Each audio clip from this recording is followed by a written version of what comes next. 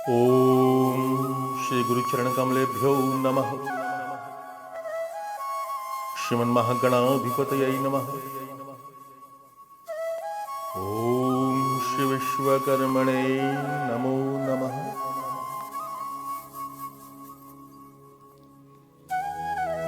मेरे प्रिय श्रोताओं, विश्वकर्मा वंशी विश्व ब्राह्मणों,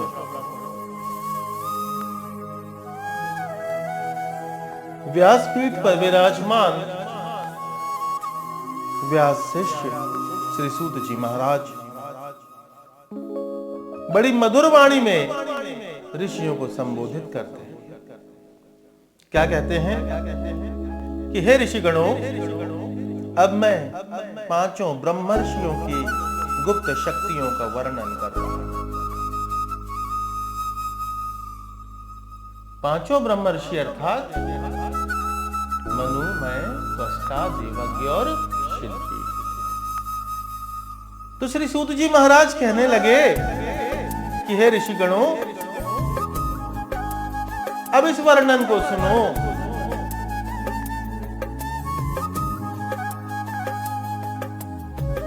जिसका कि बड़ा प्यारा चित्रण स्कंद पुराण के नागर खंड में अध्याय 13 में बड़े ही उत्तम ढंग से इस वर्णन की प्रस्तुति की गई।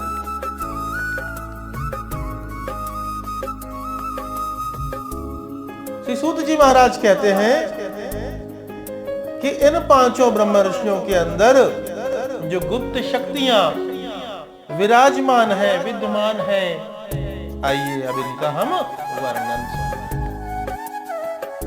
एक समय की बात है, देवादिदेव महादेव माता पार्वती के साथ श्री कार्तिकेय जी सहित अंतरिक्ष हिंडोले में बैठकर आकाश से कैलाश पर्वत की शोभा देखकर आनंदित हो रहे हैं। उन्होंने ऊपर से कैलाश पर्वत पर निर्मित महादेव जी का मंदिर, सुंदर उद्यान, रंग बिरंगे पुष्प से भरा उद्यान, झरने, झील, सुंदर सुंदर हिरण, रंग बिरंग पक्षी आदि दिखाई देते हैं। यह सब देखकर श्री कार्तिकेय जी के मन में प्रश्न आया। उन्होंने अपने पिता से पूछा कि हे तात, यह सुंदर दृश्य किसने रचा है? कार्तिकेय का प्रश्न सुनकर श्री महादेव जी उन्हें बताने लगे कि हे पुत्र कार्तिकेय, यह सब श्री विश्वकर्मा जी द्वारा बनाया हुआ है। हे स्कंद, श्री विश्वकर्मा जी मेरी ही विभूति है। वे सर्वशक्तिमान हैं। मैं अर्थात शिव, विष्णु तथा ब्रह्मा जी तीनों उनके अंदर है और वे हम तीनों के अंदर हैं। इसमें कोई भेद नहीं, क्योंकि प्रणव स्वरूप में, ओंकार के रूप में हम एक ही हैं। हमारे भिन्न भिन्न रूप और भिन्न भिन्न कार्य क्षेत्र हैं। हम सभी अलग रहते हुए भी हे पुत्र, प्रणव के माध्यम से एक ही है। इसीलिए तो शास्त्र कहते हैं कि सृष्टि स्थिति प्रलय कारणाय ब्रह्म हरिहराय एकात्म स्वरूपाय विश्वकर्मणे नमो नमः। हे मेरे प्रिय पुत्र स्कंद, दूसरे शब्दों में समझाने का प्रयास करता हूं कि जैसे एक शरीर में भिन्न भिन्न प्रकार के तंत्र एक साथ मिलकर के कार्य करते हैं, तो वह शरीर सुचारू रूप से कार्य करता है, शरीर जीवित रहता है। उदाहरणार्थ हमारे शरीर में कोशिका तंत्र है, रुधिर तंत्र है, श्वसन तंत्र, स्नायु तंत्र है, चेतना तंत्र आदि विभिन्न प्रकार के अलग अलग तंत्र हैं। सबके कार्य भी अलग अलग हैं, परंतु यह सारे तंत्र एक दूसरे के पूरक हैं। यदि एक भी तंत्र कार्य करना बंद कर दे तो शरीर निष्प्राण हो जाएगा। अथवा शरीर बीमार हो जाए। उसी प्रकार यह ब्रह्मांड एक शरीर है और इस शरीर को विश्वकर्मा जाना। हम तीनों अर्थात श्री ब्रह्मा जी, श्री हरि नारायण और मैं महेश इस शरीर के अलग अलग तंत्र हैं। श्री विश्वकर्मा जी की प्रेरणा से ही सर्वप्रथम ब्रह्मा जी इसमें प्राण डालते हैं, विष्णु जी रक्षा करते हैं, पालन करते हैं और मैं शिव संतुलन करता हूं। यही हमारा भेद है और जो इस भेद को जान लेता है वह ज्ञानी हो जाता है और उसके लिए फिर कुछ भी दुर्लभ नहीं रहता। हे मेरे प्रिय पुत्र, जो 5 ब्रह्मर्षि रूपी मानस पुत्र श्री विश्वकर्मा जी ने पैदा किए, वे पांचों मूल तत्व। वे पांचों क्या हैं? मूल तत्व हैं, अर्थात पंच महाभूत हैं। क्षिति जल पावक गगन समीरा। इन्हीं पंच महाभूतों का मूर्तिमान स्वरूप श्री विश्वकर्मा जी के ये 5 पुत्र हैं। मनु अग्नि तत्व है, मय वायु तत्व, त्वष्टा आकाश तत्व, शिल्पी पृथ्वी तत्व है और देवज्ञ जल तत्व है। अब कथा आगे कहता हूं, इसका ध्यान पूर्वक सुनिए। श्री महादेव जी कहते हैं कि मनु मेरा स्वरूप है, मैं श्री विष्णु जी का रूप है। त्वष्टा श्री ब्रह्मा जी का स्वरूप है, शिल्पी देवराज इंद्र का स्वरूप है तथा देवज्ञ सूर्य नारायण का स्वरूप है। हे स्कंद, मनु का कार्य क्षेत्र लोहे से संबंधित समस्त वस्तुओं का निर्माण करना, लोहे से अस्त्र शस्त्र बनाना, कृषि उपयोगी वस्तुएं, कृषि यंत्र आदि बनाना मय का कार्य क्षेत्र है। महल भवन कूप तालाब उद्यान तथा मकान आदि का निर्माण करना, नाना प्रकार की गृह उपयोगी वस्तुएं काष्ठ से निर्माण करना, यह मय का कार्य है।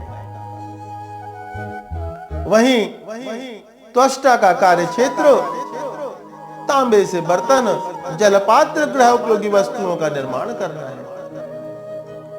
श्री शिल्पी का कार्य क्षेत्र मिट्टी और पत्थर से मंदिर, किला, देव प्रतिमा इत्यादि का निर्माण है। और देवज्ञ का कार्य क्षेत्र स्वर्ण से आभूषण बना करके सृष्टि को सजाना, भिन्न भिन्न प्रकार के आभूषण बना करके मानव मात्र की सज्जा करना है, मुकुट आदि बनाना है। यह कार्य देवज्ञ।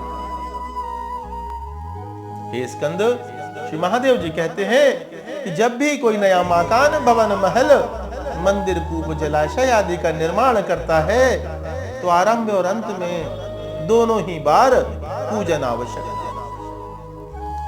ऐसा नहीं करने पर उस स्थान पर निवास करने वाले अर्थात उस निर्माण का उपभोग करने वाले जीवन भर सुखी नहीं रह सकते। अतः सर्वप्रथम सिद्धि बुद्धि के सहित श्री गणेश जी का पूजन हो, तत्पश्चात आचार्य वास्तुदेव का पूजन, गज और सूत्र का पूजन हो, काष्ठ शिल्पाचार्य का पूजन, शिल्पी का पूजन, फिर उन्हें यथा योग्य दान दक्षिणा वस्त्र आभूषण आदि देकर प्रसन्नता पूर्वक विदा करें। 84 लाख योनियों का विज्ञान जो श्री विष्णु जी के पास है, उनके अंश से पैदा हुआ काष्ठ शिल्पाचार मय अर्थात बाढ़ई इस विज्ञान से ये पांचों उत्तम ब्राह्मण कुल में पैदा होकर इस सृष्टि का कार्य संचालित करता है। हे स्कंद, इन पांचों ब्रह्मर्षियों में शिव, विष्णु, ब्रह्मा, इंद्र और सूर्य, अतः इनके शरीर में अन्य सभी देवता भी निवास करते हैं। इनके मस्तक में श्री ब्रह्मा, कपाल में अग्नि, नेत्रों में सूर्य और चंद्रमा, नासिका में अश्विनी कुमार, मुख में सप्तऋषि सहित ब्रह्मदेव, कंठ में विष्णु, हृदय में मैं स्वयं महेश, नाभि में गंधर्व, गुप्त स्थान में कामदेव, पांवों में वायु, पांव के तलवों को और अंगुलियों में मातृका, हाथ में श्री राम और श्री कृष्ण, अग्रभाग में शेषनाग और तक्षक, मणिबंध में महामाया, हाथ की उंगलियों में ईश्वरी शक्ति। ऐसी देव शक्तियां सदैव इनके सर्वांग में वास करते हैं। ये श्री विराट विश्वकर्मा के स्वरूप हैं, अतः इन पांचालों की पूजन करनी चाहिए। श्री महादेव जी आगे कहते हैं कि हे पुत्र, जिस प्रकार वेद पढ़ने वाले ब्राह्मण के चरण के अंगूठे में तीर्थों का वास होता है, उसी प्रकार विराट प्रभु श्री विश्वकर्मा के मुख से उत्पन्न इन पांचालों के चरण के अंगूठे में साक्षात श्री वरुणदेव वास करते हैं।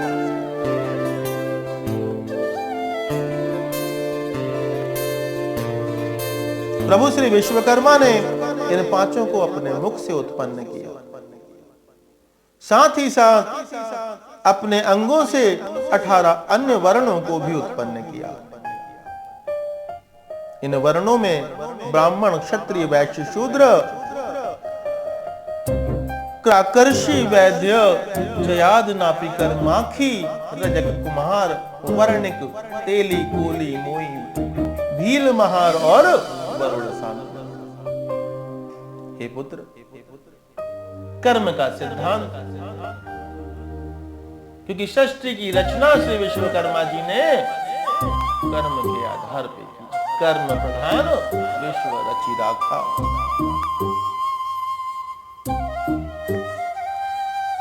इन सभी वर्णों को संसार में अपने अपने कर्म को करते हुए संसार की सेवा करने के लिए श्री ब्रह्मा जी ने उत्पन्न किया।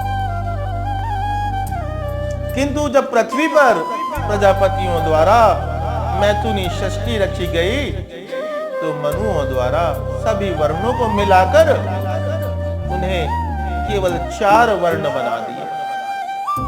ये 4 वर्ण है ब्राह्मण, क्षत्रिय, वैश्य और शूद्र। इस प्रकार हे स्कंद, मैंने तुमसे पांचालों के विषय में वर्णन किया। श्री सूत जी महाराज कहते हैं कि हे ऋषिगणों, जब इस प्रकार महादेव जी ने कार्तिकेय को सब वर्णन करके सुनाया, तो कार्तिकेय जी संतुष्ट नहीं हुए। कार्तिकेय जी ने पुनः कहा कि हे पिताश्री, आपने जो कहा कि पांचालों के शरीर में देवता निवास करते हैं, तो क्या देवताओं को केवल पांचालों का शरीर ही पसंद आया?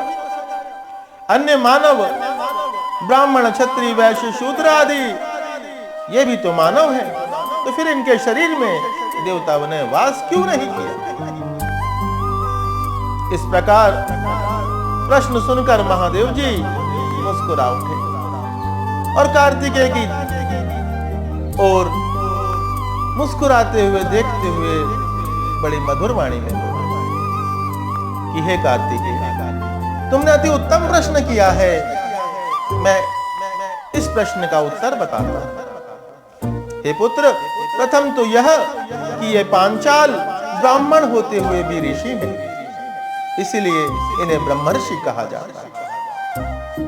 द्वितीय कारण यह है कि जगत के जो मूल 5 तत्व हैं, जो 5 महाभूत हैं, पृथ्वी, जल, अग्नि, आकाश और वायु, इन्हीं 5 तत्वों से मानव शरीर निर्मित होता है, और ये 5 तत्व पांचालों के शरीर से ही निकले हैं।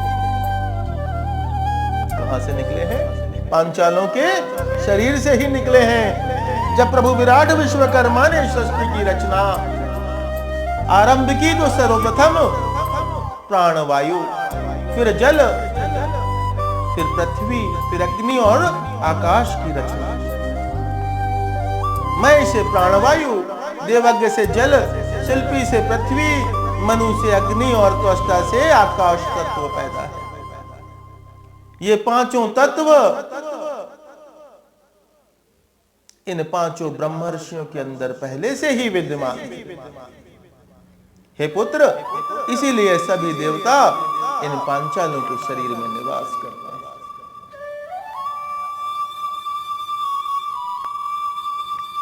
महादेव जी कहते हैं कि मनुर्मयश्च त्वष्टाश्च शिल्पी च देवज्ञ च पंचैते देवर्षयो विश्वकर्म मुखोद्भवः। ओम सृष्टि प्रवर्तकायोते रथकारस्तु पंचचः शतं च विंशतिः पंचः वंशजः विश्वकर्मणाम्। ओम तद्वंश संभवः सर्वे पंच पंचश्च संभवः जायते अनुयुगम लोके सृष्टि संत्राण तत्परः। महादेव जी कहते हैं, स्कंद, श्री विश्वकर्मा के मुख से उत्पन्न पांचाल ब्राह्मणों की जितनी भी वंशावली है वह सब मनुमय त्वष्टा शिल्पी और देवज्ञ से ही उत्पन्न हुई है। यह पांचाल ब्राह्मण हमेशा षष्ठी कर्म में तत्पर रहते हैं। सतयुग में मन से, त्रेता में दृष्टि साधन से, द्वापर में मंत्रों के माध्यम से और कलयुग में हाथ की कारागिरी से षष्ठी कर्म करते चले आ रहे हैं और युगानुसार षष्ठी कर्म में तत्पर रहते हैं। इस प्रकार हे कार्तिकेय, पांचों ब्रह्मर्षियों की गुप्त शक्तियों का मैंने तुम्हें वर्णन सुनाया। श्री कार्तिकेय जी अपने पिता के मुख से यह वर्णन सुनकर पूर्णतः संतुष्ट हो जाते हैं और अपने पिताश्री को प्रणाम करते हैं।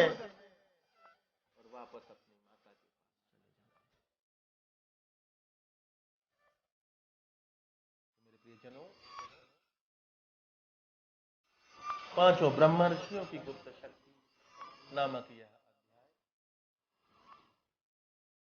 यहाँ पूर्ण होता है। अगली कथा में हम प्रभु श्री की अन्य लीलाओं पर हृदय से षष्ठीकर्ता का जयकार करें। ओम श्री विश्वकर्मणे नमो नमः। श्री विश्वकर्मा भगवान की जय। ओम।